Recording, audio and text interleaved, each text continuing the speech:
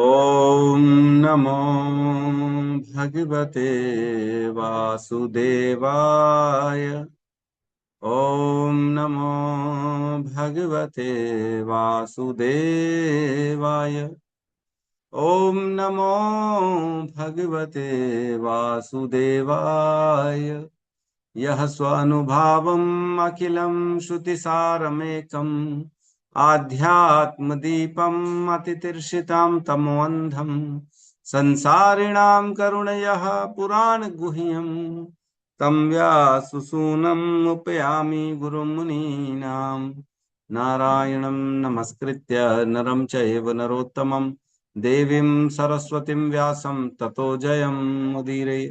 श्रवणतां स्वकथा कृष्ण पुण्य श्रवण कीर्तिनः हृदयन्तस्तो हि अभद्राणि विदुनोति सुहृत् सतां नष्ट प्रायेषु अभद्रेषु नित्यं भागवत सेवया भगवती उत्तम श्लोके भक्तिर्भवति नैष्टिकी। श्रवणतः श्रद्धया नित्यं गृणतश्च स्वचेष्टितं कालेन नातिदीर्घेण भगवान् विशते हृदि। कृष्णाय वासुदेवाय देवकी नंदनाय च नंदगोपकुमाराय गोविन्दाय नमो नमः। नमः पंकजनाभाय नमः पंकजमालिने नमः पंकजनेत्राय नमस्ते पंकजांग्रिये। जय श्री कृष्ण चैतन्य प्रभु नित्यानंद श्री अद्वैत गदाधर श्रीवासादि गौर भक्त वृंद। हरे कृष्णा कृष्णा कृष्णा हरे हरे हरे राम राम राम हरे हरे। हरे कृष्णा कृष्णा कृष्णा हरे हरे हरे राम राम राम हरे हरे। हरे कृष्णा कृष्णा कृष्णा हरे हरे हरे राम राम राम हरे हरे।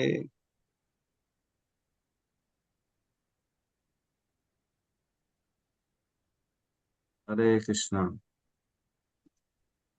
सभी का स्वागत है प्रातःकालीन श्रीमद् भागवतम के सत्र में। कल हमने श्लोक क्रमांक 21 लिया था, दूसरा स्कंद 7वां अध्याय, जिसमें भगवान की लीला अवतारों का वर्णन चल रहा है। कल हमने भगवान धन्वंतरी पे चर्चा करी थी, जो धन्वंतरी अमृत का कलश लिए समुद्र मंथन में सबसे लास्ट में प्रकट हुए थे। उन धन्वंतरी के बारे में सारी हमने चर्चा कर ली थी, है ना। तो बड़ा सुंदर वर्णन आता है। अनुवाद लिखते हैं इस प्रकार। आपने धन्वंतरी अवतार में श्री भगवान अपने साक्षात यश द्वारा निरंतर रुग्ण रहने वाले जीवात्माओं के रोगों का तुरंत उपचार कर देते हैं और उनके कारण ही सभी देवता दीर्घायु प्राप्त करते हैं।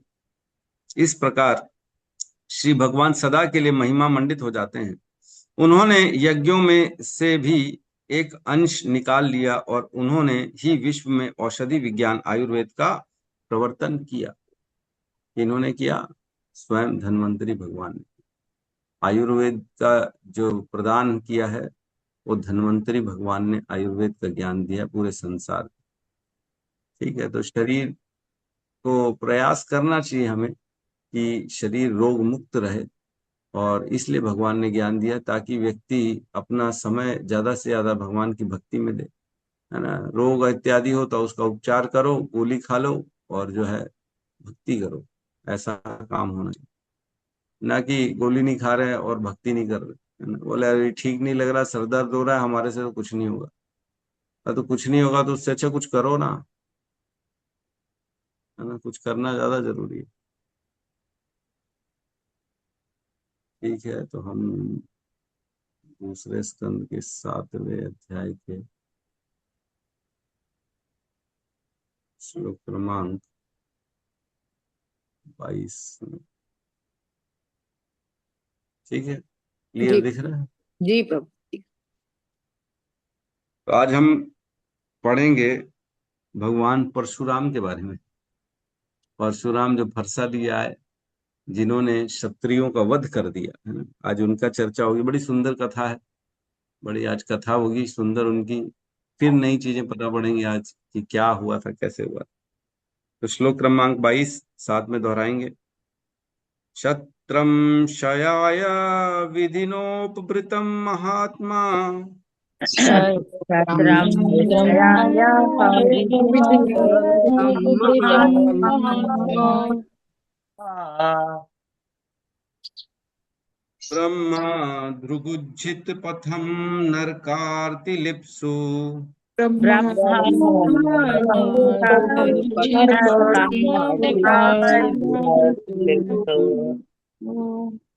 उद्यंत साव अवनिकंटक उद्यंत साववनिकटं उद्यंत साववनिकटंक उग्रवीर्यम वीर्यस सॉरी सावनिक वनिका कंठवीर उग्रवीर्यः उद्यंत साव अवनिकंटक उग्रवीर्यस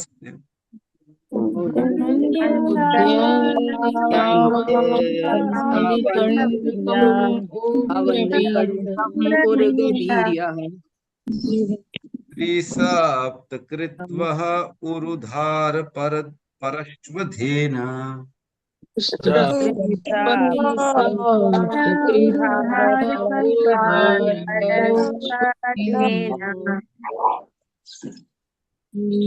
तत्रं शयाय विधिनोपभृतं महात्मा तत्रं शयाय विधिनोपभृतं महात्मा ब्रह्मा दृग ऊर्जितपथं नरकार्तिलीप्सु ब्रह्मा मृग उद्युक्तं नरकाग्निषु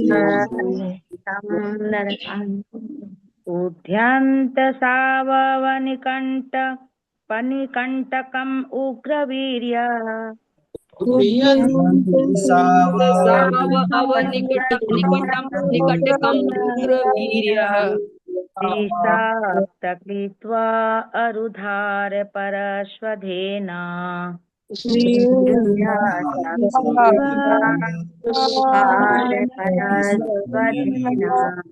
हरे छत्रं छाया विधिनोक्तं महात्मा तत्रं छाया व्रतं महात्मा ब्रह्मा भृगुजी छतपत्नरकान्तिलुप्सु ब्रह्मा भृगजित् पथं नरकालिप्सु दन्त सावानिकण्ठकुग्रवीर्य उद्यन्त साव अवनिकण्टक मुग्रवीर्यम् उग्रवीर्य स्त्री सप्तकृत्वा उरुधार परस्वधेना उरुधार परेष्वतेन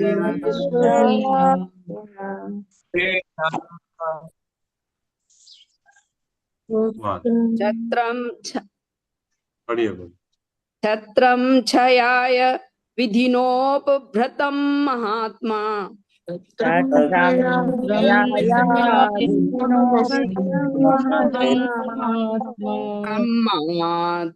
ब्रह्मधुप उज्जित पथं नरक आर्तिलिप्सु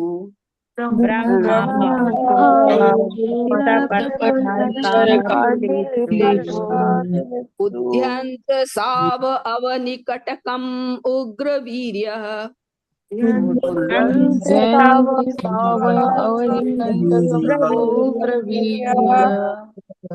त्रिसप्त उरुधार परेष्वधेन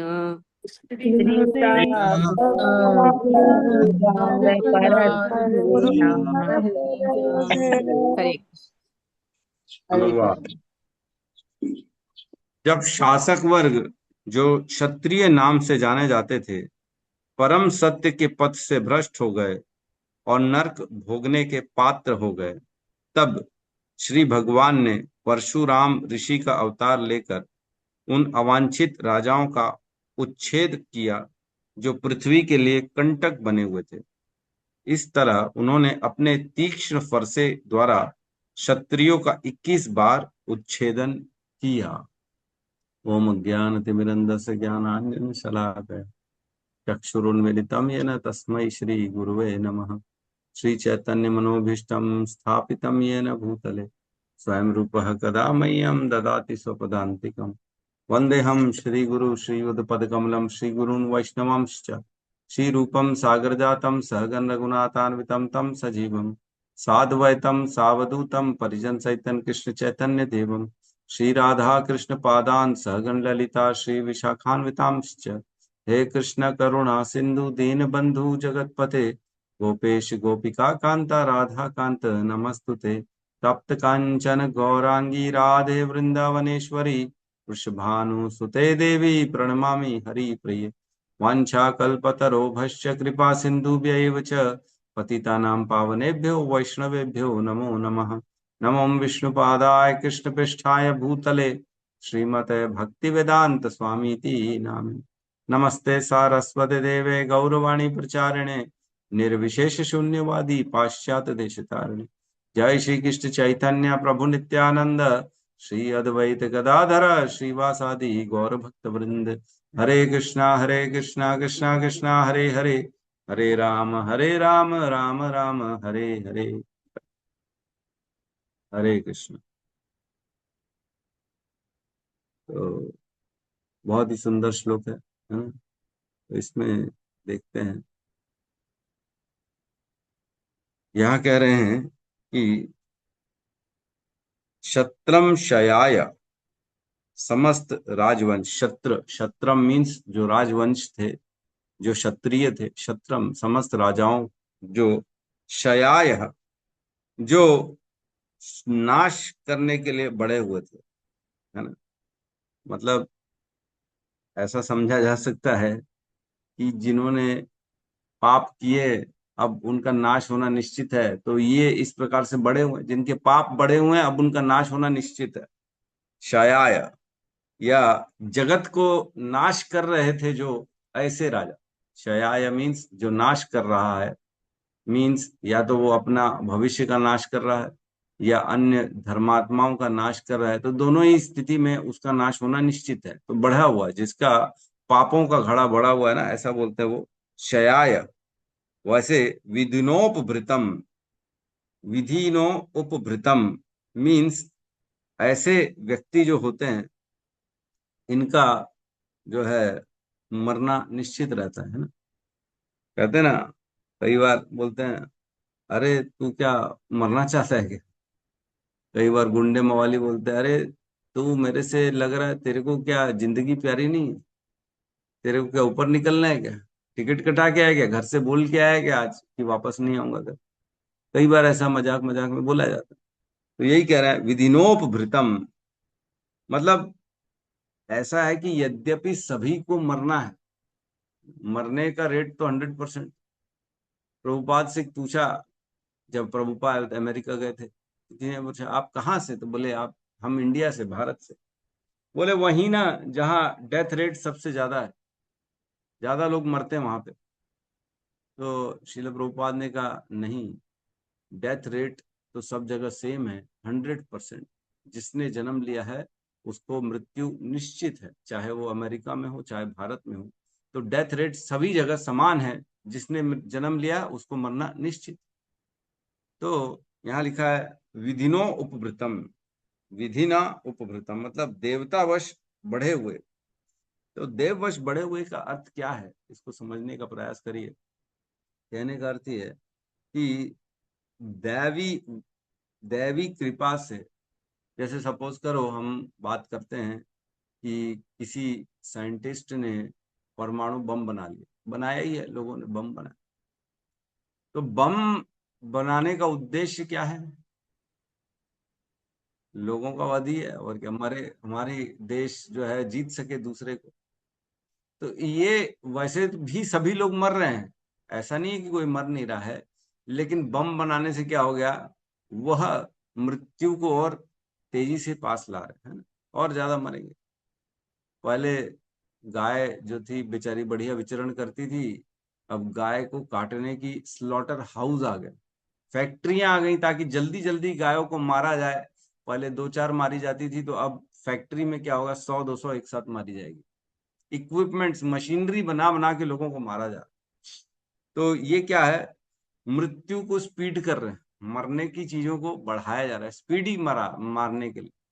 तो ये कैसे हो रहा है? दैववश, दैववश जो है ये बढ़ रहा है। विधिनोपभृतम, मृत्यु को और पास लाया जा रहा है। सारे राजा जगत के क्षय के लिए बड़े हुए हैं, इसलिए परशुराम ने मार दिया सभी को। तो ये जो बढ़ाए हुए थे ना, सभी ने जो अपने कार्यों को गलत करके मृत्यु के पास तेजी से बढ़ रहे हैं, देववश जो है ना, मृत्यु के पास जो बढ़ रहे हैं, ऐसे विधिनोपभृतम, ऐसे देववश बढ़े हुए, इसका अर्थ ये हुआ। और क्या कह रहे हैं? महात्मा मीन्स स्वयं महात्मा भगवान वहां पे उपस्थित हुए परशुराम के रूप में। क्षयाय मीन्स ऐसे राजवंश का खात्मा करने के लिए, क्षय शत्रम ऐसे राजवंश का, क्षयाय उनका नाश करने के लिए, विधिनोपभृतम ऐसे जो राजा थे जो कुमार्ग मतलब जो गलत काम, मृत्यु की ओर ज्यादा अग्रसर हो रहे थे, बढ़े हुए थे, उनके लिए, उनके क्षय करने के लिए महात्मा स्वयं परशुराम भगवान जो थे परशुराम के रूप में, महात्मा के रूप में आए बेसिकली। परशुराम यद्यपि वो एक ब्राह्मण कुल में थे, लेकिन उन्होंने क्षत्रियों का वध कर दिया। क्या करें आगे? ब्रह्म द्रुग जित पथम, ब्रह्म द्रुग उच्चित पथम मीन्स जो ऐसे राजा जो ब्राह्मणों के द्रोही हैं। ब्रह्म द्रुग का अर्थ हुआ जो ऐसे क्षत्रिय जिन्होंने ब्राह्मणों के प्रति अपराध किया। और उज्जित पथम मीन्स जो धार्मिक सिद्धांतों से परे हो गए। ऑब्वियसली जो ब्राह्मण है वो धार्मिक सिद्धांतों का पालन करते हैं, तो ब्राह्मणों के जो भ्रष्ट, ब्राह्मणों के द्रोही हो गए हैं, तो उनका पथ भी ऑब्वियसली सत्य के मार्ग से वो हट गए होंगे।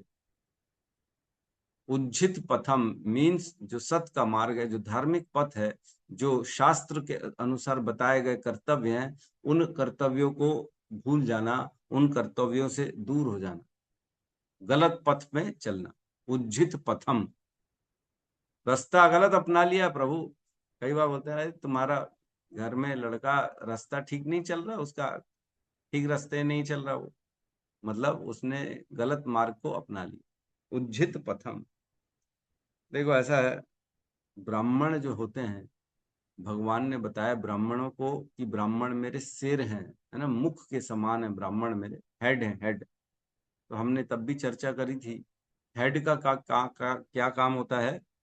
पूरी बॉडी को गाइड करना। पैरों को सर बताता है कि कहाँ चलना, हाथों को सर बताता है, आंखें बताती हैं कि कहाँ चलना है ना, क्या करना है, कैसे उठाना है, मुख के अंदर डालना है ना, कार्य कैसे करना है, ये सारा काम कौन बताता है? सर बताता है पूरी बॉडी को। बिना सर के बॉडी कैसी चलेगी? बिना एक आध इंद्री के भी कैसे चलेगी? आंख नहीं हो गई है, कान नहीं हो गए तो कैसे चलेगी? बुद्धि नहीं रही तो कैसे चलेगी बॉडी? नहीं चलेगी। भगवान ने बताया ब्राह्मण कौन है? मेरे सिर हैं। और जो है समस्त वर्ण आश्रम को मार्ग दिखाने वाले ब्राह्मण ही तो हैं, जो बताते हैं इस संसार को कि क्या करना है क्या नहीं करना। उन्हीं ब्राह्मणों के जो है द्रोही जो हो जाए राजा, तो वो गलत पथ पे तो चलेगा, क्योंकि ब्राह्मण क्या है, उनका काम क्या है? धर्म के अनुसार सबको चलाना। और जो ब्राह्मणों का द्रोही हो जाएगा वो धर्म का भी द्रोही हो जाएगा। तो क्या कह रहे? ब्रह्म ध्रुगु मीन्स ब्राह्मणों का द्रोही हो गए ऐसे राजा, उज्जित पथम जिन्होंने अपना पथ भ्रष्ट हो गए हैं। और उनका क्या है? नरकार्ति लिप्सु। नरकार्ति लिप्सु मीन्स ऐसे लोग जिन्होंने अपने पथ को भ्रष्ट कर लिया है, वो अब नरक जाने की इच्छुक हो गए। नरक आरती लिप्सु मीन्स नरक की यातना के पात्र बन गए। तो जो ब्राह्मण के द्रोही हो जाएंगे, जो गलत पथ पे चलेंगे, तो ऑब्वियसली उनको क्या होगा? नरक मिलेगा ही मिलेगा, नरक जाने के पात्र बन गए, योग्य बन गए हैं। अब आप योग्य बन गए हो कि आप जो है इस कमिटी में, इस कॉलेज में एडमिशन ले सकते हो, है ना, या इस जगह आ सकते हो, योग्य। अब वो योग्य बन गए हैं नरक जाने के। नरक प्राप्ति। लिप्सु का अर्थ होता है इच्छा, इच्छा करना। नरक आरती लिप्सु, आरती मीन्स जो है, जो परेशानियां हैं, जो दुख है, पीड़ा है। नर्क आरती लिप्सु, नर्क के दुखों को लेने के इच्छुक हैं, ये अर्थ है बेसिकली।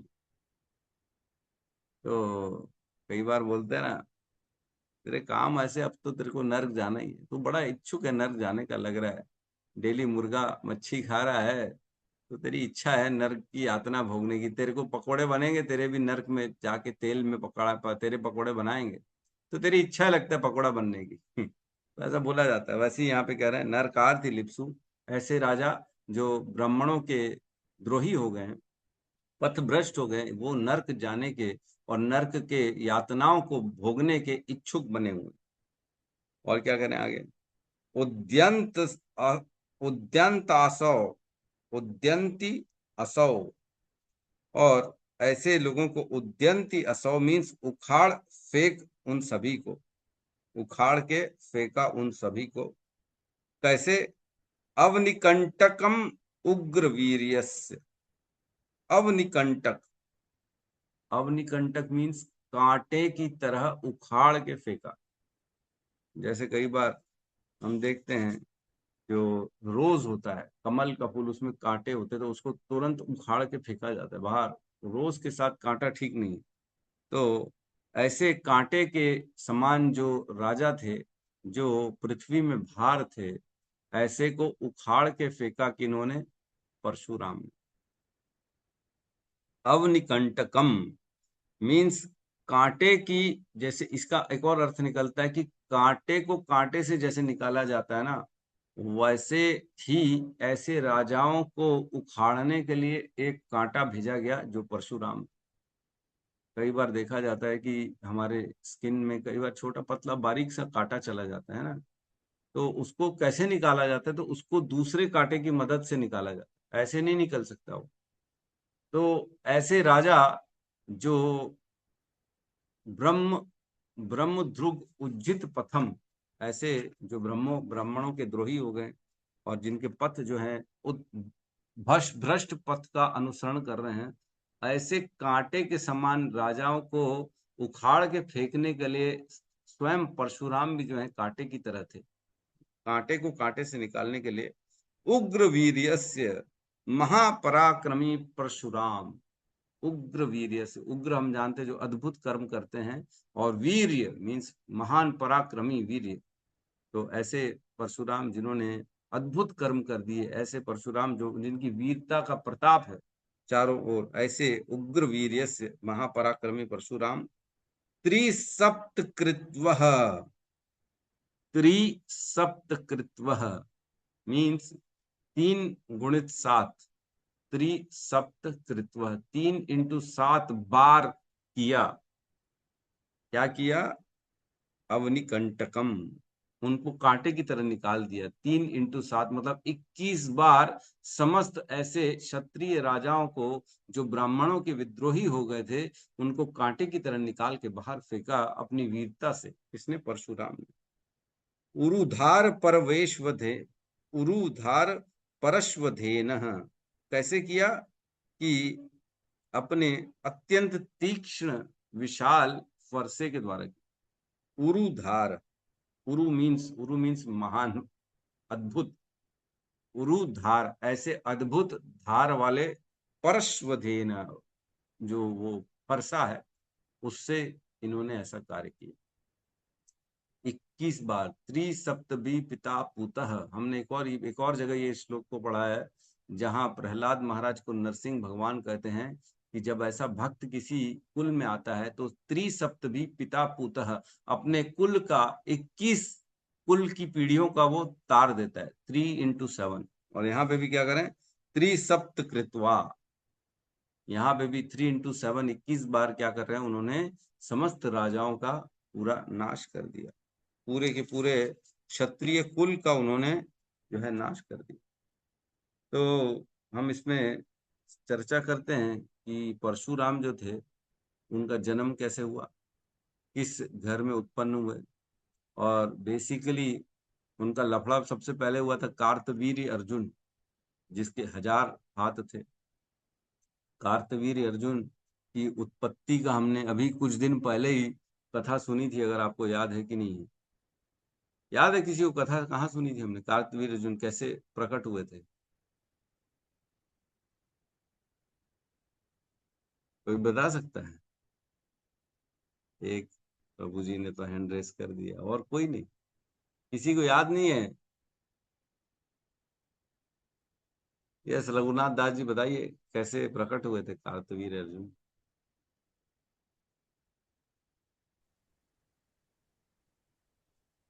हरे कृष्णा प्रभु जी, दंडवत प्रणाम।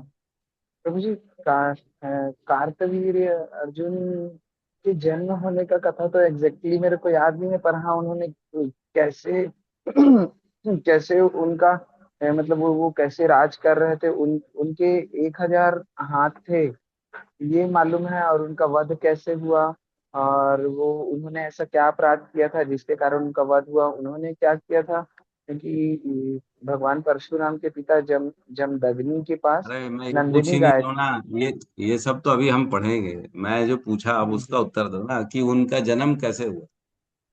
अभी पढ़े थे, कुछ दिन प्रभु पहले ही पढ़े थे। ये याद है कि नहीं है? प्रभु जी, एकादशी का व्रत किया था उनकी माता जी ने। हाँ, यस, प्रभु जी एकदम सही हाँ। बता रहे हैं, अभी पढ़े थे, याद है। अभी कुछ दिन पहले एकादशी थी, है ना? कौन सी एकादशी थी अपना? अभी तो थी जो पद्मिनी एकादशी, है पद्मिनी। ना? जी पद्मिनी प्रभु। एकादशी, जो इस पुरुषोत्तम मास में स्पेशली 3 साल में एक बार एकादशी आती है, उस एकादशी के व्रत को रखा था कार्तवीर्य अर्जुन की माता ने। कार्तवीर्य अर्जुन के पिता जो थे वो कीर्तवीर थे, है ना? उनका नाम भी ऐसे कुछ था। मैंने लिखा हूं, मैं बता रहा हूँ। त्रेता युग में है हई राजा कीर्तवीर्य राजा के अनेक रानियां थी, परंतु पुत्र नहीं था। है हई राजा, त्रेता युग में है हई राजा, है हई राज्य था, उसी राजकुल में एक राजा हुए कीर्तवीर्य। तो कीर्तवीर जो थे वो राजा थे, उनके बहुत सारी रानियां थी, लेकिन उनका एक भी पुत्र नहीं था। तो उन्होंने क्या किया कि उन्होंने भगवान को तपस्या करने के लिए चले गए।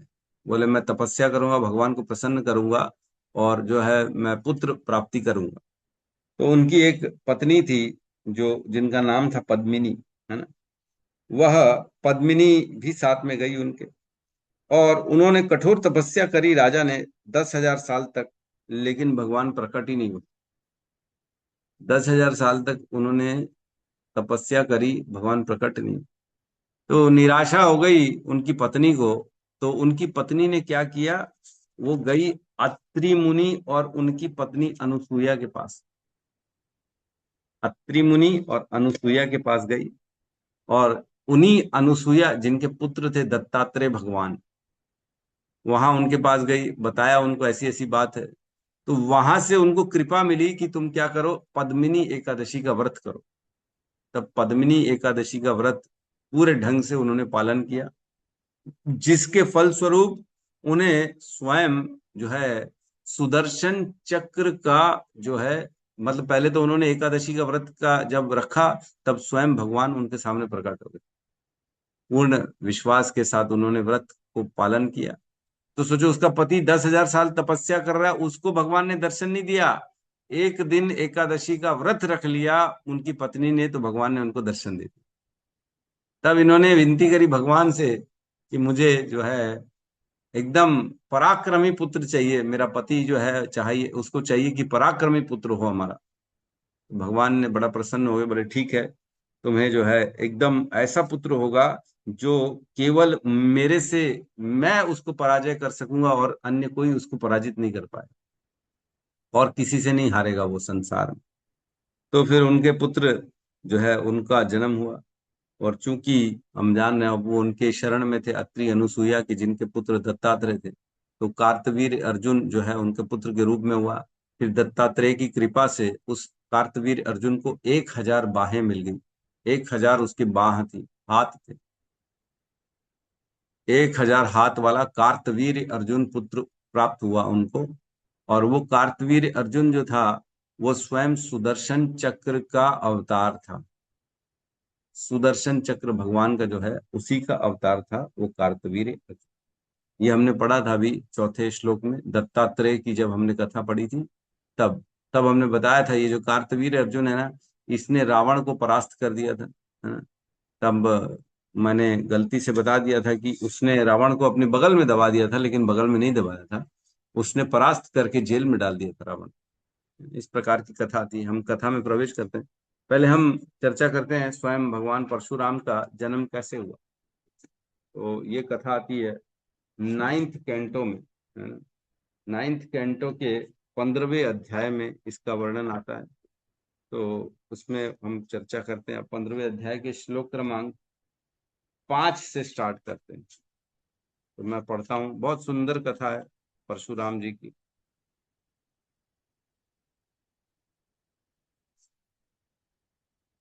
श्लोक क्रमांक 5 से। एक राजा गाधी थे, गाधी की चर्चा चल रही है ना, राजा गाधी के बारे में, जो कि पुरूरवा और उर्वशी जो थे उनके कुल में आते हैं। राजा गाधी पुरूरवा जो थे ना, जिसने उर्वशी से शादी करी थी, और उर्वशी ने जो जिनको छोड़ दिया था, और उर्वशी ने कंडीशन रखी थी कि अगर मैं तुम्हें नग्न देख लूंगी तो तुरंत छोड़ के चली जाऊंगी। तो एक बार मेमने की चोरी हो गई, फिर वो नग्न देख लिया उन्होंने, फिर उनको छोड़ के चली गई पुरूरवा को उर्वशी ने।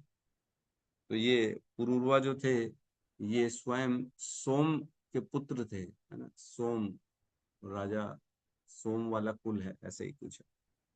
ठीक है, तो आगे बेसिकली हम चर्चा करते हैं यहाँ पे राजा गाधी के बारे में। तो राजा गाधी की एक पुत्री थी जिसका नाम सत्यवती था, जिससे विवाह करने हेतु ऋचिकी ऋचिक नामक ब्रह्म ऋषि ने राजा से विनती करी। तो बड़ी सुंदर उनकी पुत्री थी सत्यवती। एक ऋषि था, उनका हृदय आ गया इस पुत्री पे, वो इनके पास आया कि मेरा विवाह अपनी पुत्री से करा दो। तो राजा ने क्या देखा कि ब्रह्म ऋषि से कौन अपनी पुत्री को देगा, मैं क्षत्रिय हूं और ये ब्राह्मण है, अपनी पुत्री कौन देगा, किसी राजा को दूंगा तो मेरी पुत्री सुखी रहेगी। तो इनके हृदय में आया, लेकिन ऋषि आए और इसकी याचना मैं कैसे मना कर लूं। तो उन्होंने ऐसी कंडीशन कर दी, कंडीशन कर ली। कहते हैं क्योंकि हम लोग राजसी क्षत्रिय हैं, अतः आपको मेरी पुत्री के लिए कुछ दहेज देना हो। बोलते पुत्री मैं आपको दे तो दूंगा, लेकिन आपको दहेज देना होगा। उल्टा चल रहा है, लड़की भी देंगे और दहेज लेंगे। जनरली क्या होता है, लड़की वाले दहेज देते हैं, ये लेकिन लड़की वाला होके दहेज ले रहा है, बोल रहा है मेरे को दहेज चाहिए। और दहेज भी क्या चाहिए बोल रहे हैं, आपको 1000 ऐसे एकदम चांदनी के समान उज्जवल घोड़े देने होंगे। 1000 घोड़े जिसका एक कान काला हो और एक कान सफेद। ये कंडीशन कर ली। और देखो ऐसी कोई कंडीशन, ऐसा कोई घोड़ा होगा जिसका एक कान सफेद हो और एक कान काला हो? ऐसा तो कोई घोड़ा होता ही नहीं है। तो ऐसी कंडीशन कर दी, मतलब ऐसी इम्पॉसिबल वाली कंडीशन दे दी ताकि मेरी बेटी बच जाए, है ना। लेकिन जब राजा गाधी ने यह मांग प्रस्तुत की तो महर्षि जो ऋचिक थे वो क्या किए, वो उनके मन की बात समझ गए कि ये जो है उलझा रहा है मैटर को, और ये शादी चाहता नहीं। लेकिन क्योंकि वे बड़े उत्कृष्ट ऋषि थे, वो भी कोई कमजोर आदमी नहीं थे, तो उन्होंने क्या किया, वो वरुण देव के पास चले गए और वरुण देव से जाके याचना करी कि मेरे को 1000 ऐसे घोड़े दो जो चांदनी के समान, चंद्रमा की चांदनी के समान उज्जवल हों, और जिनका एक कान सफेद हो और एक कान काला। ऐसे 1000 घोड़े उनको फिर वरुण देव ने उनको भेंट कर दिए। ठीक है, ऋचिक ऋषि को दे दिया उन्होंने 1000 घोड़े, और वह 1000 घोड़े वो लेके राजा गाधी के पास आ गए। अब राजा गाधी को जब दे दिया तो अब राजा गाधी को तो मजबूरी में शादी करनी पड़ गई। बोले इसने तो कंडीशन ही मान ली, अब क्या करें। तत्पश्चात ऋचिक मुनि की पत्नी जो थी वह सत्यवती, सत्यवती नाम है क्या, सरस्वती नहीं सत्यवती, सत्यवती, इन दोनों ने क्या किया, हाँ विवाह कर लिया। उसके बाद तत्पश्चात ऋषिकी मुनि की पत्नी तथा सास दोनों ने पुत्र की इच्छा से मुनि से प्रार्थना की। तब क्या हुआ, जो सत्यवती थी जो राजा गाधी की पुत्री थी, तो राजा गाधी की एक पत्नी भी थी जो सत्यवती की माँ थी। है ना। राजा गाधी को भी पुत्र नहीं था, तो क्या किया राजा गाधी की जो पत्नी थी उसने और उसकी पुत्री सत्यवती ने, दोनों ने क्या किया, इस ऋषि से विनती करी कि हमारे को पुत्र दे दो। मतलब सास ने और पत्नी ने दोनों ने विनती करी कि हमारे को पुत्र दो। तो क्योंकि ये बड़े उत्कृष्ट ऋषि थे, इन्होंने क्या किया, फिर आहुति तैयार की, इन्होंने प्रार्थना की भगवान से, और मुनि ने आहुतियां तैयार करी। और ऐसे चरु, उस आहुति को चरु कहा गया है, ऐसी 2 आहुतियां तैयार करी चरु, एक अपनी पत्नी के लिए और एक अपनी सास के लिए, ताकि उसको भी पुत्र हो जाए भाई, वो भी विनती कर रही है। तो ऐसे तैयार करके दोनों को उन्होंने दे दिया, बोले ये मेरी पत्नी तेरे लिए और ये मेरी सास तेरे लिए, दोनों इसको खाओ और आप दोनों को पुत्र हो जाएगा। और वो नहाने चले गए। तो जब नहाने चले गए तब क्या किया, सत्यवती की माँ ने बोला, तू तो अब ऋषि हो गई है, ब्राह्मण की पत्नी होगी, तू अपना वाला मुझे दे दे, क्योंकि स्वयं अपना पुत्र वो अच्छा चाहेंगे, इसलिए तेरे को अच्छा दिया होगा। तू एक काम कर, तू अच्छा वाला मेरे को दे दे और मेरा वाला तू ले ले, दोनों को तो बेटे होने ही है। तो वो उसने अपनी माँ की बात मान ली, सत्यवती ने, और जो आहुति माँ को दी थी उसको खा लिया और अपनी वाली आहुति को माँ को दे दिया। हाँ, हाँ। इस प्रकार से एक्सचेंज कर लिया उन्होंने, है ना, एक्सचेंज कर लिया। तब जब ऋषि जो ऋचिक स्नान करने गए थे वो वापस आए, तो उनकी जो है आने के बाद उनको सब पता पड़ा, उनको बताया गया ऐसा ऐसा हो गया, ऐसा ऐसा हो गया, हमने एक्सचेंज कर लिया है, हमने खा लिया है, लेकिन हमने एक्सचेंज कर लिया। तो ऐसा करने पे उसने बोला, तुमने बहुत बड़ी भूल कर दी है सत्यवती, तुमने इतनी बड़ी भूल क्यों कर दी? मैंने जो तुमको दिया था वो स्पेशली तुम्हारे लिए था, और मैंने जो सासू माँ को दिया था वो स्पेशली सासू माँ के लिए ही था, तो तुमने एक्सचेंज क्यों कर लिया? अब क्या होगा, क्योंकि माँ जो उसकी सासू माँ थी वो क्षत्रिय थी और ये ब्राह्मण था, तो उसको जो सासू को दिया था वो क्षत्रिय आहुति के लिए दिया था, कि उसको खाने से एकदम महापराक्रमी क्षत्रिय उत्पन्न होगा, और इसको खाने से, जो पत्नी को दिया था उसको खाने से क्या होगा, एक आध्यात्मिक ऋषि उत्पन्न होगा, ऐसा उन्होंने बना के दिया था आहुति। लेकिन इन्होंने एक्सचेंज कर लिया, माँ बेटी ने एक्सचेंज कर लिया। तो अब क्या होगा, कहते हैं अब तुम्हारा पुत्र कट्टर क्षत्रिय होगा। अब अपनी पत्नी को बोलता है कि तुम्हारा पुत्र बहुत बड़ा क्षत्रिय निकलेगा अब, और वह प्रत्येक व्यक्ति को दंड देगा, और तुम्हारा भाई जो है वो आध्यात्म विद्या का पंडित होगा। अब तुम्हारा भाई जो उत्पन्न होगा तुम्हारी माँ से, वो बड़ा आध्यात्म में प्रकांड पंडित होगा, और जो तुम्हारा पुत्र होगा वो बहुत बड़ा क्षत्रिय होगा, वो लोगों को दंड देगा। तब ऐसा सुन के सत्यवती ने उनको काफी माफी मांगी, उनसे प्रार्थना करी कि हे ऋषि, आप तो बहुत बड़े तपस्वी हो, आप ऐसा मत करो, कुछ तो उपाय बता दो, ऐसा मत करो। तो ऋचिक मुनि ने उत्तर दिया, ठीक है, चलो मैं ये कर सकता हूं कि तुम्हारा पुत्र क्षत्रिय नहीं होगा, लेकिन तुम्हारा पौत्र तो क्षत्रिय निकलेगा ही निकलेगा, क्योंकि इसका असर तो रहेगा ही रहेगा। तो उन्होंने विनती स्वीकार कर ली और बोले, ठीक है, इसको हम थोड़ा सा पोस्टपोन कर लेते हैं, कि तुम्हारा पुत्र क्षत्रिय नहीं होके पौत्र निकलेगा क्षत्रिय, लेकिन निकलेगा जरूर। तो ठीक है। इस प्रकार सत्यवती का पुत्र जो है वह उत्पन्न हुआ, महान ऋषि जमद अग्नि, जिनका नाम था जमद अग्नि, वह पुत्र प्राप्त हुआ। वह जमद अग्नि बहुत जो है प्रकांड ब्राह्मण थे, और उन्होंने वेदों के ज्ञाता थे। और वो सत्यवती जो थी, जो वो संसार को पवित्र करने के लिए क्या बन गई, कौशिकी नामक पुण्य नदी बन गई स्वयं, है ना। कौशिकी नदी है, वो स्वयं कौन है, वो सत्यवती वही रानी है जिनके पुत्र जमद अग्नि थे, है ना। तो उनके पुत्र जो जमद अग्नि थे, उन्होंने रेणु की पुत्री रेणुका से विवाह किया, और जमदग्नि के वीर्य से रेणुका के गर्भ में वसु, मान इत्यादि कई पुत्र हुए, जिनमें से परशुराम सबसे छोटा था। कई पुत्र हुए उनके, उनकी पत्नी थी रेणुका, और उनसे बहुत सारे पुत्र हुए। सबसे छोटा जो था वो स्वयं परशुराम थे, भगवान परशुराम सबसे छोटे थे।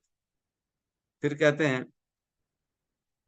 तो ये इस प्रकार जो है परशुराम जी स्वयं प्रकट हुए, जिन्होंने 21 बार पूरे पृथ्वी के क्षत्रियों का जो है नाश किया। उसके बाद कार्तवीर्य अर्जुन की कथा आती है, वो तो हमने चर्चा कर ली। अब इसकी डिटेलिंग में कथा है ना, तो ये भी मैं पढ़ के सुना रहा हूँ, बड़ी सुंदर कथा है कार्तवीर्य अर्जुन की। इसमें कह रहे हैं, क्षत्रिय श्रेष्ठ है राजा कार्तवीर्य अर्जुन ने, है राज, वो राज है राज था, उसी में एक राजा थे कार्तवीर्य अर्जुन ने भगवान नारायण के पूर्ण विस्तार दत्तात्रेय की पूजा करके 1000 भुजाएं प्राप्त की। वह शत्रुओं द्वारा अपराजय बन गया और उसे अबाध इंद्रिय शक्ति, सौंदर्य, प्रभाव, बल, यश तथा अणिमा लगिमा जैसी 8 योग सिद्धियां प्राप्त करने की योग शक्ति मिल गई। इस प्रकार पूर्ण ऐश्वर्यशाली बनकर वह संपूर्ण संसार में वायु के समान निर्विघ्नता से घूमने लगा। कार्तवीर्य अर्जुन बड़ा शक्तिशाली बन गया, जहां मर्जी आया वहां जाता था। एक बार नर्मदा नदी के जल में क्रीड़ा करते हुए सुंदर स्त्रियों से घिरे एवं विजय की माला धारण किए हुए गर्वोन्नत कार्तवीर्य अर्जुन ने अपनी बाहों से जल के प्रवाह को रोक दिया। तो नर्मदा में जब क्रीड़ा कर रहा था, 1000 हाथ थे, तो पूरे प्रवाह को ही रोक दिया उसने। क्योंकि कार्तवीर्य अर्जुन ने जल प्रवाह की दिशा पलट दी थी, अतः नर्मदा नदी के तट पर माहिष्मती नगरी के निकट लगा रावण का शिविर जलमग्न हो गया। वहां पे शिविर था रावण का, वो पानी में डूबने लगा। यह 10 सिरों वाले रावण के लिए असहाय था, क्योंकि वह अपने आप को महान वीर मानता था और वह कार्तवीर्य अर्जुन के बल को सहन नहीं कर सका। तो रावण वैसे अहंकारी था, उसने बोला मेरे से ज्यादा शक्तिशाली कौन आ गया, उसको सहन नहीं हुआ। जब रावण ने स्त्रियों के समक्ष कार्तवीर्य अर्जुन का अपमान करना चाहा तो उसे नाराज कर दिया। तो कार्तवीर्य अर्जुन ने रावण को खेल खेल में उसी प्रकार बंदी बनाकर माहिष्मती नगर के कारागार में डाल दिया, जिस प्रकार कोई बंदर को पकड़ ले। अंत में उसने उपेक्षापूर्ण भाव से उसे मुक्त कर दिया। तो जैसे बंदर को बांध देते हैं वैसे ही बांध दिया रावण को और कारागार जेल में डाल दिया कार्तवीर्य अर्जुन ने। तो ये कथा हुई। अब आगे कार्तवीर्य अर्जुन के बारे में बता रहे हैं। अब कार्तवीर्य अर्जुन का जमदग्नि के साथ लोचा कहाँ से हो गया, लफड़ा कहाँ से चालू हो गया। लोचा लफड़ा, तो एक ऐसी भाषा का प्रयोग किया जा रहा है, ऐसा नहीं करना चाहिए। कहने का अर्थ ये, कार्तवीर्य अर्जुन का जमदग्नि के साथ जो विद्रोह था, जो दुश्मनी थी, वो कैसे स्टार्ट हुई, अब उस कथा में आते हैं। इसमें बता रहे हैं कि एक बार जब कार्तवीर अर्जुन बिना किसी कार्यक्रम के एकांत जंगल में घूम कर शिकार कर रहा था, तो वह जमदग्नि के आश्रम के निकट पहुंचा। जंगल में कठिन तपस्या में रत ऋषि जमदग्नि के ने सैनिकों, मंत्रियों तथा पालकी वाहकों सहित राजा की अच्छी तरह से स्वागत किया। उन्होंने इन अतिथियों की पूजा करने की समस्त सामग्री जुटाई, क्योंकि उनके पास कामधेनु गाय थी, जो प्रत्येक वस्तु प्रदान करने में सक्षम थी। कामधेनु गाय थी। पिछली बार जब हम ये कथा सुना रहे थे, तब एक माताजी ने प्रश्न उठाया था कि कामधेनु गाय थी कि कोई और गाय थी, है ना? मेरे को याद है, प्रमिला माता ने प्रश्न किया था। तो यहाँ पे लिखा है उसका उत्तर। उस समय मेरे पास जो है श्लोक नहीं था, तो मैंने बता नहीं पाया, लेकिन अभी श्लोक है हमारे सामने, जिसमें वर्णन है कि कामधेनु गाय ही थी वो, जो जिसके माध्यम से उन्होंने सबकी सेवा की, राजा की और सैनिकों की। इसी के तात्पर्य में श्रील प्रभुपाद लिखते हैं, सुरभि गाय को भी कामधेनु भी कहते हैं। सुरभि को भी कामधेनु कहते हैं। कामधेनु का अर्थ है जो भी इच्छा पूर्ण करें, जो हमारी इच्छा हो उसे पूर्ण करने की शक्ति जिसके पास हो, उसे कामधेनु कहते हैं। तो कामधेनु मतलब इच्छा पूर्ण करने की शक्ति। तो ये सुरभि गाय में भी होती है, इसलिए सुरभि को भी कामधेनु कहते हैं। आगे कहते हैं, कार्तवीर अर्जुन ने सोचा कि जमदग्नि उसकी तुलना में अधिक शक्तिशाली एवं संपन्न है, क्योंकि उसके पास कामधेनु रूपी रत्न है। अतः उसने तथा उसके है जनों ने जमदग्नि से के सत्कार की अधिक प्रशंसा नहीं की, बल्कि उसे कामधेनु से लेना उससे कामधेनु लेना चाहते थे, जो अग्निहोत्र यज्ञ हेतु लाभदायक थी। तो इस प्रकार जो है कामधेनु गाय को फिर उसने मना कर दिया, तो चुराने का प्रयास किया। भौतिक शक्ति से गर्वित कार्तवीर अर्जुन ने अपने आदमियों को जमदग्नि की कामधेनु चुरा लेने हेतु उकसाया।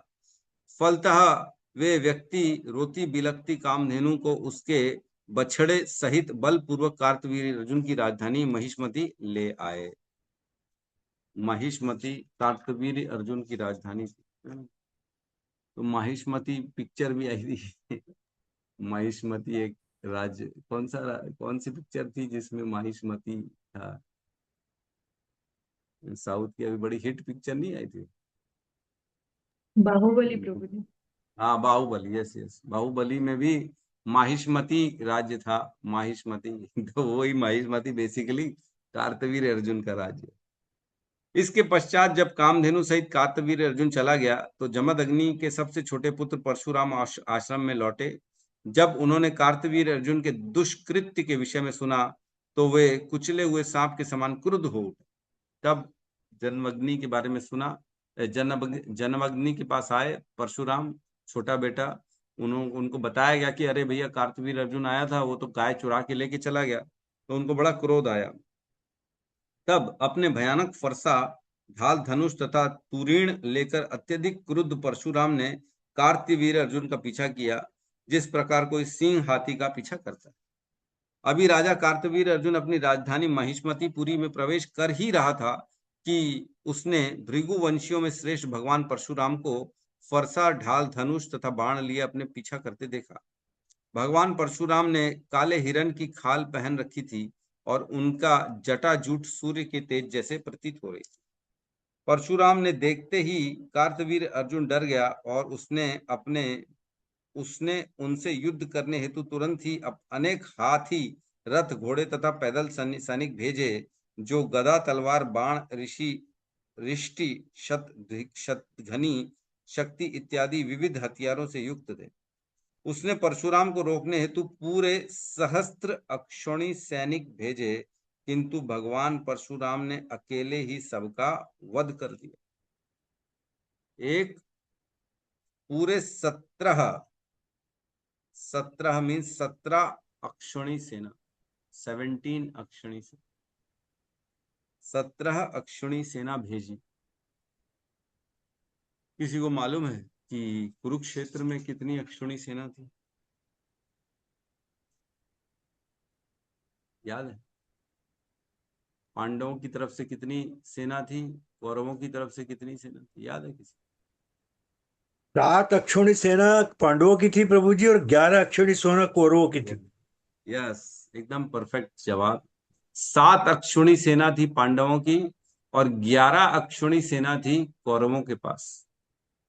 टोटल डाल के 18 अक्षौणी सेना हुई दोनों की तरफ से, और वह युद्ध चला था 18 दिन तक, है ना? 18 दिन तक वह युद्ध चला था, जिसमें अनेक वीर थे, महान वीर थे, और उतनी ही लगभग 17 अक्षौणी सेना भेज दी अकेले परशुराम के पास, जिसको अकेले परशुराम ने पूरी सेना का वध कर दिया, पूरी सेना। वो है परशुराम जी। आगे कहते हैं, शत्रु की सेना को मारने में दक्ष भगवान परशुराम ने मन तथा वायु की गति से काम करते हुए अपने फरसे से शत्रुओं के टुकड़े टुकड़े कर दिए। वे जहां जहां गए सारे शत्रु मारे गए, उनके पांव, हाथ तथा धड़ अलग अलग हो गए, उनके सारथी मार डाले गए और उनके वाहन, हाथी तथा घोड़े सभी विनष्ट कर दिए गए। सब कुछ मार दिया उन्होंने, सबके टुकड़े टुकड़े कर दिया परशुराम ने। अपने फरसे तथा बाणों को व्यवस्थित करके परशुराम ने कार्तवीर्य अर्जुन के सिपाहियों की ढाल, ये सब उनको बेसिकली मार दिया, है ना? आगे कहते, तब कार्तवीर्य अर्जुन ने भगवान परशुराम को मारने हेतु 1000 भुजाओं में एक साथ 500 धनुष पर बाण चढ़ा डाले। 1000 हाथ थे तो 500 हाथ में धनुष चढ़ाया और 500 हाथ में तीर, ऐसा किया उसने कार्तवीर्य अर्जुन। किंतु श्रेष्ठ योद्धा भगवान परशुराम ने एक ही धनुष से इतने बाण छोड़े कि कार्तवीर्य अर्जुन के हाथ से समस्त धनुष तथा बाण तुरंत कटकर टुकड़े टुकड़े हो गए। 500 धनुष जो उठाया था, बाण जो उठाया था कार्तवीर्य अर्जुन ने, परशुराम ने ऐसा बाण छोड़ा कि सभी के सभी 500 धनुष टूट गए उसके हाथ के। जब कार्तवीर्य अर्जुन ने बाण छिन्न भिन्न हो गए तो उसने अपने हाथों से अनेक वृक्ष तथा पर्वत उखाड़ लिए और वह फिर से भगवान परशुराम को मारने हेतु उनकी ओर तेजी से दौड़ा। किंतु परशुराम ने अपने फरसे से अत्यंत वेग से कार्तवीर्य अर्जुन की भुजाएं काट दी, जिस प्रकार कोई सर्प के फन को काट देता। सारी भुजाएं काट डाली। कौन? परशुराम जी ने। तत्पश्चात परशुराम ने बाहें काटे कार्तवीर अर्जुन के सिर को पर्वत श्रृंग के समान काट दिया। जब कार्तवीर अर्जुन के 10,000 पुत्रों ने अपने पिता को मरा हुआ देखा तो वे सब भय के मारे भाग गए। तब शत्रु का वध करके परशुराम ने कामधेनु को मुक्त किया, जिसने बहुत कष्ट उठाया था, और वे उसे बछड़े सहित अपने घर ले आए तथा अपने पिता जमदग्नि को सौंप दिया। अब क्या किया परशुराम ने? उस कार्तवीर अर्जुन का वध कर दिया, उसका सिर काट डाला और उस गाय कामधेनु को छुड़ा के वापस अपने पिता के पास जमदग्नि के पास चले आए। तब परशुराम ने कार्तवीर अर्जुन के वध संबंधी सभी कार्य अपने पिता को बताया कि भैया ऐसा ऐसा मैंने कर दिया है, उनका वध कर दिया है। ठीक है।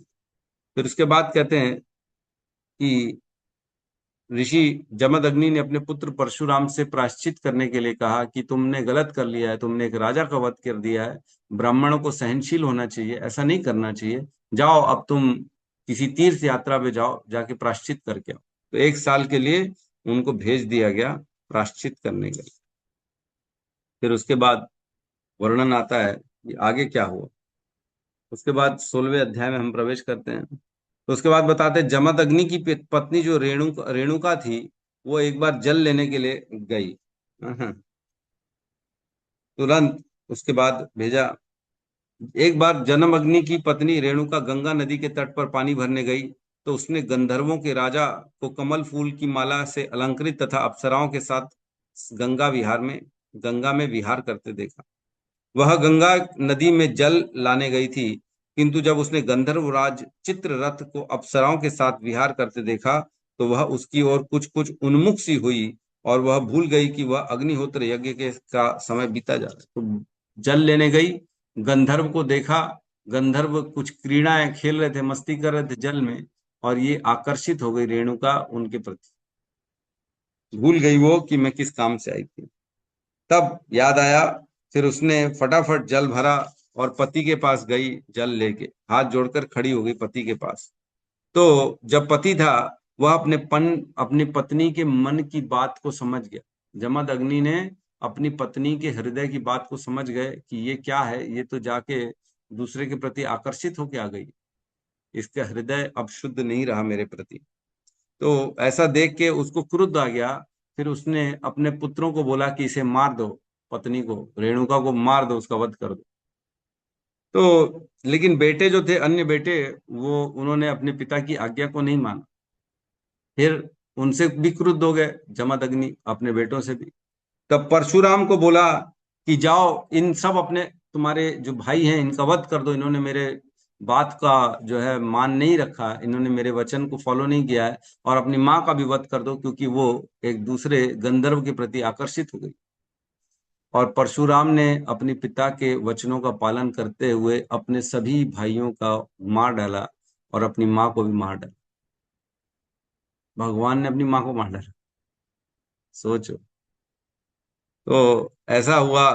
तब परशुराम से अत्यंत प्रसन्न हो गए उनके पिता जमदग्नि। बोले मैं तुमसे बहुत प्रसन्न हूं, हे मेरे पुत्र परशुराम, मेरे से कुछ वरदान मांगो। क्या वरदान मांगते हो? तो परशुराम ने वरदान मांगा, बोले कि एक काम करिए, जिनका भी मैंने वध किया, मेरे भाई और मेरी माँ का, उनको वापस से जीवित कर दो, और उनको ऐसा जीवित कर दो कि उन्हें याद ही नहीं रहे कि मैंने उनका वध किया। तो परशुराम को जब उन्होंने आशीर्वाद दे ही दिया था, तो दोबारा जमदग्नि ने दोबारा से सबको जीवित कर दिया, अपने पुत्रों को और अपनी पत्नी को भी, और उनको ऐसा जीवित किया कि उनको याद ही नहीं था कि परशुराम ने उनका वध किया। सोचो, ऐसी कथा। तो दोबारा से जाग गए। ठीक है। तो एक बार की बात है। फिर जब ये हुआ तब उनके भाई परशुराम और उनके भाई विचरण करने निकले जंगल में। तब एक बार कार्तवीर अर्जुन के 1,000 जो पुत्र थे, 1,000 थे कि 10,000 पुत्र थे, जितने भी पुत्र थे, उन्होंने कार्तवीर अर्जुन के जो है शोक से उनसे दुश्मनी लेने के लिए क्या किया, जमदग्नि के ऋषि के आश्रम में पहुंच गए, और बदला लेने के लिए जब परशुराम नहीं थे तब उन्होंने जमदग्नि को मार डाला। जमदग्नि को मार डाला। तब उनकी पत्नी जो थी रेणुका, वो चिल्लाने लगी, जोर जोर से चिल्लाने लगी। तो जब चिल्लाने लगी तब वह अपनी माँ की बात सुन के हे राम, हे मेरे पुत्र राम, ऐसा करके पुकार रही थी। तो परशुराम समझ गए कि मेरी माँ मेरे को पुकार रही है। तो उसी समय फिर वहां पहुंच गए और उन्होंने देखा कि कैसे उनके पिता का वध करके उनके जो है भाई, जो उनके कार्तवीर अर्जुन के पुत्र जो थे वो जा चुके। एक्चुअल में उन्होंने क्या किया था, जमदग्नि के सर को काट के उनका सर लेके चले गए।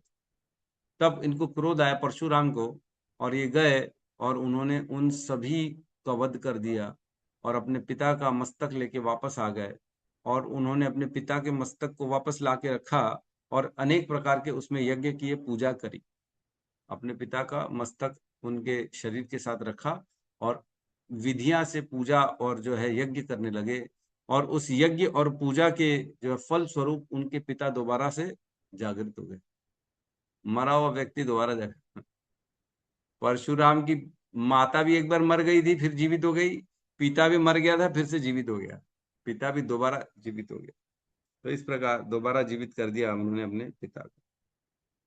तो कार्तवीर अर्जुन के पुत्र परेशान थे, तो जमदग्नि का वध कर दिया, तो विलाप हुआ। परशुराम ने फिर क्या किया, इस क्रुद्ध, इस महान घटना के कारण क्या किया परशुराम ने कि उन्होंने 21 बार समस्त जो है क्षत्रियों का वध कर दिया।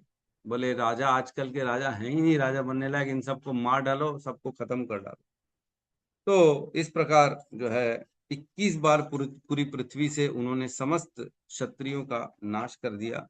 और उन्होंने क्या किया कि उस उनकी रक्त से क्या 9 झीलें उत्पन्न कर दी। झील पूरे के पूरे जो है तालाब था, झील था, 9 झील बना दी रक्त से। इतना वध किया उन्होंने, इतने लोगों को मारा, ये जो है सफाया कर दिया उन्होंने।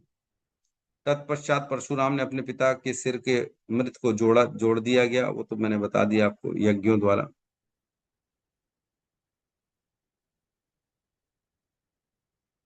इस प्रकार भगवान परशुराम द्वारा पूजा किए जाने पर जमदग्नि को अपनी पूर्ण स्मृति के साथ पुनः जीवन प्राप्त हो गया और वे 7 नक्षत्रों के समूह में 7वें ऋषि बन गए।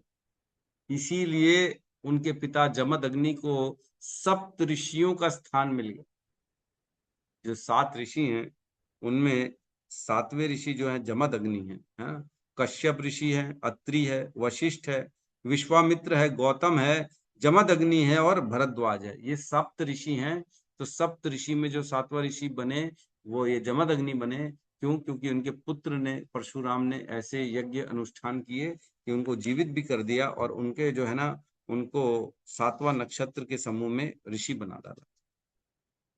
अगले मनवंतर में जमदग्नि पुत्र कमल नेत्र भगवान परशुराम वैदिक ज्ञान के महान संस्थापक होंगे। दूसरे शब्दों में वे सप्त ऋषियों में एक होंगे। अब अगले मनवंतर की बात चल रही है। अगले मनवंतर में स्वयं परशुराम सप्त ऋषि बन जाएंगे, ये लिखा है 9.16.25, 25 नंबर श्लोक में बता रहे हैं परशुराम अब अगले मनवंतर में सप्त ऋषि बन जाएंगे। तो इस प्रकार परशुराम की कथा आती है, जिन्होंने जो है समस्त क्षत्रियों का वध कर दिया और इस पृथ्वी को भार से, कांटों के भार से दूर कर दिया और अपनी माँ का, अपने पिता का सबका बदला ले लिया। ठीक है, तो यहाँ पे हम आज की क्लास को रोकते हैं। किसी का कोई प्रश्न है तो ले सकते हैं।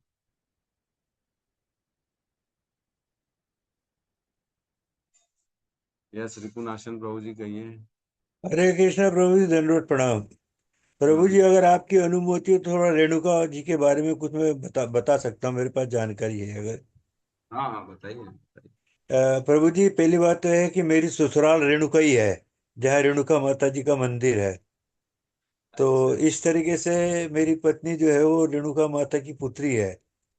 और हाँ, वहाँ पर आज बहुत ही सुंदर रेणुका माता का मंदिर है और एक विशाल झील है प्रभु जी, जो जिसका भी वर्णन हुआ था नदी के बारे में। वो झील कम से कम 2 किलोमीटर के एरिया में बसी हुई है प्रभु जी। और चारों तरफ बड़े ऊंचे ऊंचे सुंदर सुंदर पहाड़ है। उन पहाड़ों पर चढ़कर अगर आप देखो तो ऐसा लगता है जैसे कोई स्त्री लेटी हुई है वो रेणुका माता का जो झील है उसका दृश्य आज भी एक स्त्री के समान दिखाई देता है। उनके आसपास चारों तरफ बड़े हिरण वगैरह और ये पशु पक्षी मिलते हैं वहां पे प्रभु जी। उन्हीं के साथ में वहां पर परशुराम जी का भी मंदिर बना हुआ है।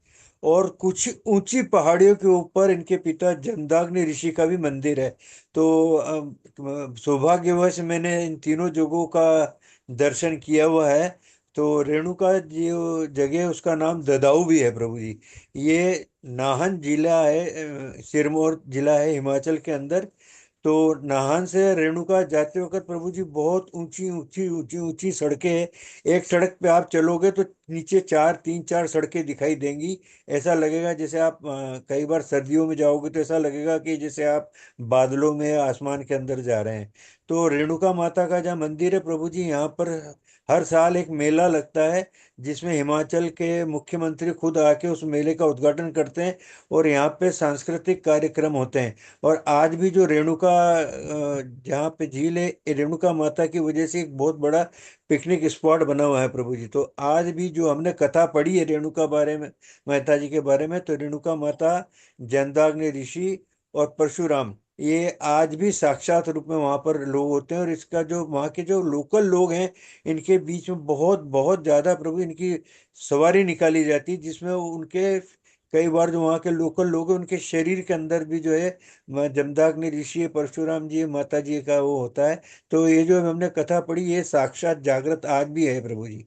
हरे कृष्णा प्रभु जी। तो प्रभु जी ने बताया कि सब साक्षात उन्होंने देखा हुआ है, और ऐसा है वहां पे स्वयं रेणुका माता की पूरी झील है, मंदिर है, परशुराम का है। तो इस प्रकार, और इसमें जब हम पढ़ते हैं ना, मैंने आपको बताया नहीं, इसमें आगे पढ़ते हैं तो लिखा है इसमें कि जो अपना स्वयं परशुराम जी है ना, वो स्वयं आज भी जीवित हैं। और वो अपना एक स्थान है, कहाँ पे लिखा हुआ है, अ, लिखा हुआ है कहीं, मैंने एक श्लोक में पढ़ा था कि वो आज भी हैं और उनकी सेवा होती है ना, उनकी सेवा होती है। देवता और अन्य अन्य ऋषि गंधर्व आते हैं और वो उनसे मिलते हैं, आज भी होते हैं। मैं पढ़ रहा हूँ।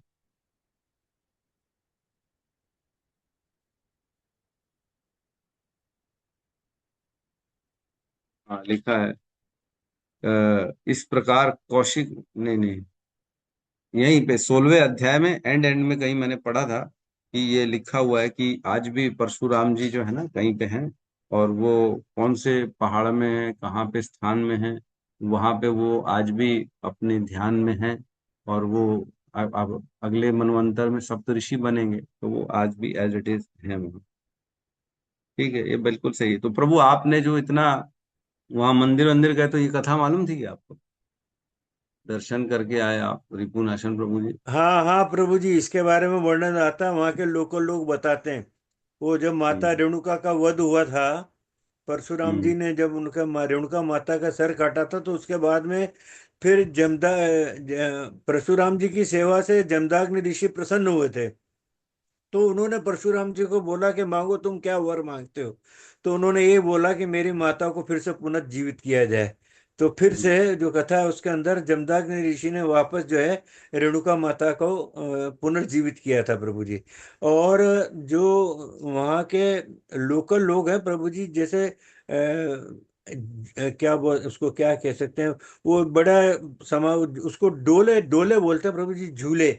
उसमें सवारियां निकलती हैं और एक तरीके से प्रोसेशन जैसा निकलता है। और वो उनके लोगों के शरीर में वो अंग आके खेलता है प्रभु जी। और वो प्रथा आज भी चली आ रही है। और जमदग्नि ऋषि, परशुराम और जी और रेणुका माता का आज भी प्रभु जी वहाँ पर साक्षात प्रभाव जो है वहाँ लोकल लोगों के लेख में देखा जाता है प्रभु जी। और ये जो कथा है वहाँ के लोकल लोगों के बीच में प्रचलित है प्रभु जी। हरे कृष्ण। ये श्लोक क्रमांक 9.16.26 इसमें लिखा है, आज भी भगवान परशुराम महेंद्र नामक पहाड़ी प्रदेश में बुद्धिमान ब्राह्मण के रूप में रह रहे हैं। पूर्ण तुष्ट एवं क्षत्रिय के समस्त हथियारों को त्याग कर वे अपने उच्च चरित्र तथा कार्यों के लिए सदैव सिद्धों, गंधर्वों एवं चारणों के द्वारा पूजित, वंदित एवं प्रशंसित हैं। तो और आज भी है वो महेंद्र नामक पहाड़ी में। अब ये कहाँ पे आपको मिलना है तो जा सकते ढूंढ के परशुराम जी से। ठीक है, क्योंकि हमने पढ़ा कि परशुराम से मिलने चली गई थी, आपको याद है कि नहीं है?